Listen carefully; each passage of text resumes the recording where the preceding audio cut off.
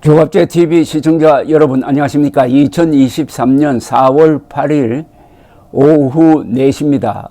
저는 지금 광화문에서 방송을 하고 있습니다. 저 광화문에서 함성이 들려오고 있습니다. 기독교인들이 부활절 예배를 보고 있습니다. 부활절 예배를 보면서 찬송가도 불렀지만 애국가를 불렀습니다. 애국가와 찬송가를 같이 불렀습니다. 한국의 기독교가 대한민국과 한 흐름을 유지하고 있다는 뜻이죠.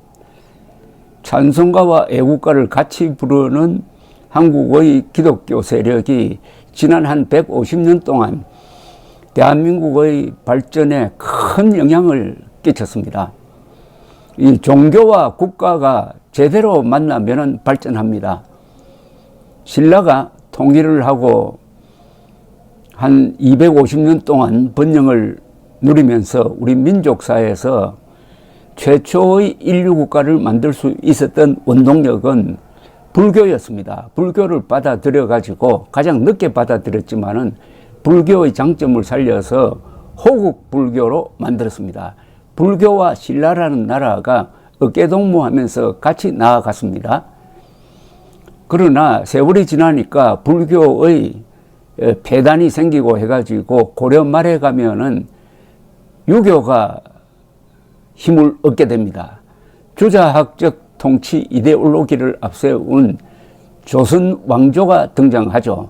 초기에는 임진왜란 전까지는 나라가 잘 나갔습니다. 그러나 임진왜란, 특히 병자호란을 계기로 해가지고 나라가 꺾여버렸습니다.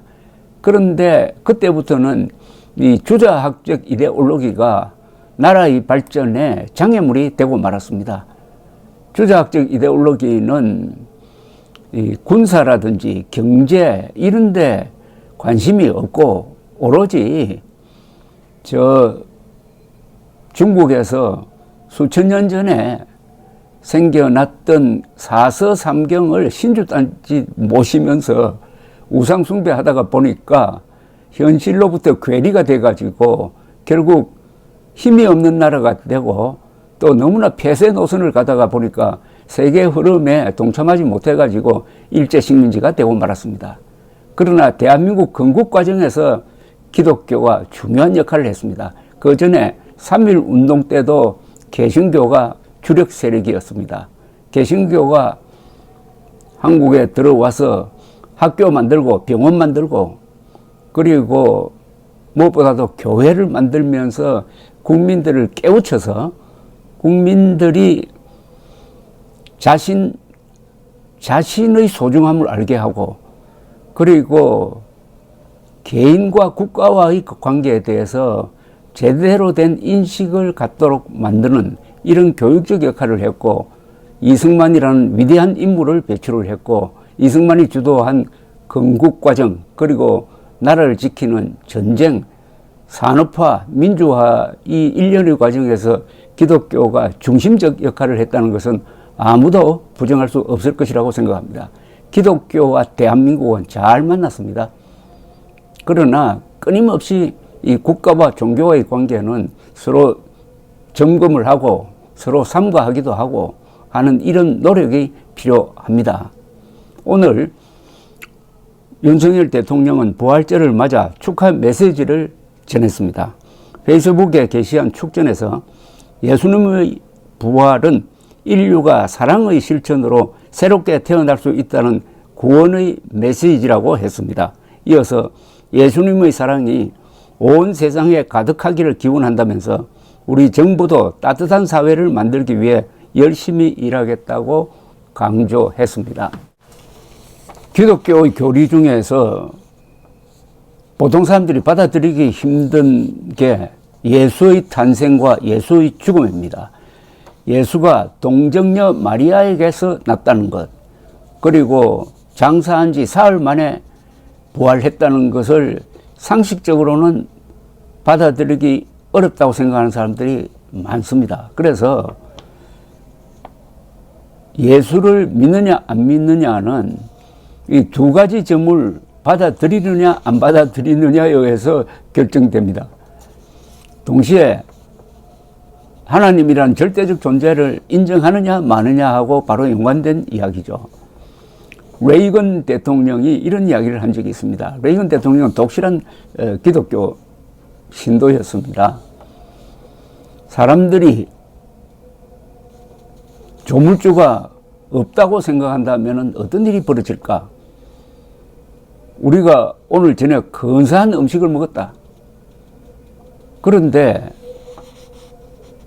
이런 근사한 음식을 만든 사람이 있을 것 아니냐? 요리사가 있을 것 아니냐? 그런데 이런 근사한 음식을 먹고 요리사가 없다고 하면 그게 말이 되느냐? 이런 음식보다도 더 아름다운 이 세상, 이 우주를 누가 만든 사람이 있지 않느냐? 이게 저절로 된 것 아니지 않느냐? 이렇게 이야기를 했습니다. 그런데 아인슈타인도 비슷한 이야기를 했습니다. 아인슈타인은 절대자의 존재를 믿는 사람이었습니다. 그분은 간단하게 이야기했습니다. 우주의 원리를 연구를 해보니까 원리가 너무나 간단하다, 심플하다. 가장 간단한 공식이 있잖아요.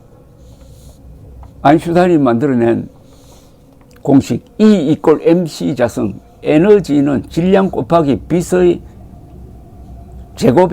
제곱과 같다. 제곱에 비례한다. 이거 아니겠습니까? E = mc 자승. 여기서 원자폭탄이 만들어지고 원자력 발전소가 만들어졌습니다. 그러나 공식은 얼마나 간단합니까? E = mc 자승. 그러면 조물주가 없다면 이런 공식이 저절로 만들어졌다는 말이냐? 그럼 주사위를 던져가지고 이 우주를 만들었다는 말이냐? 나는 절대자가 있다고 생각한다 라고 이야기했습니다. 그리고 또 하나는 우주는 너무나 아름답다. 심플하고 뷰티풀하다. 이게 저절로 될 수는 없다. 가장 강력한 권력자와 가장 유명한 학자의 말이 똑같습니다. 오늘 이 부활절을 맞아가지고 제가 평소에 성경을 읽다가 이 대목은 가장 아름다운 대목이다. 아름다운 규절이다. 라고 생각하는 게 있어가지고 이걸 여러분들에게 한번 소개를 해 드리려고 합니다. 흔히 기독교를 사랑의 종교라고 그럽니다. 그럼 사랑이 뭐냐 하는 데 대해서 고린도전서 13장, 사도 바울이 쓴 13장은 이렇게 정의를 하고 있습니다. 내문단되는 이 글이야말로 인간이 쓴 가장 아름다운 글이 아닐까 하는 생각이 듭니다. 제가 영어 성경을 기초로 해가지고 우리나라 성경 번역된 것 중에서 운율을 조금 맞춰가지고 제가 정리한 고린도전서 13장의 사랑에 대한 부분을 지금부터 낭독하겠습니다.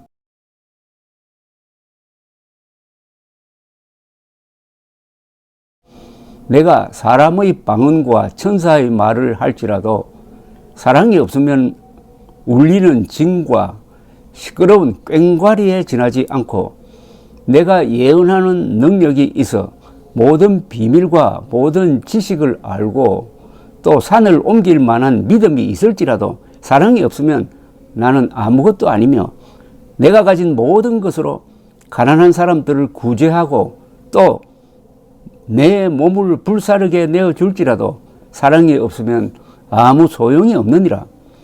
사랑은 오래 참고 사랑은 온유하며 시기하지 아니하며 자랑하지 아니하며 교만하지 아니하고 무례히 행하지 아니하며 자기의 이익만 찾지 아니하며 성내지 아니하고 악을 행하지 아니하며 불의를 기뻐하지 아니하고 진리와 함께 즐거워하며 모든 것을 감싸고 모든 것을 믿으며 모든 것을 소망하고 모든 것을 견디느니라.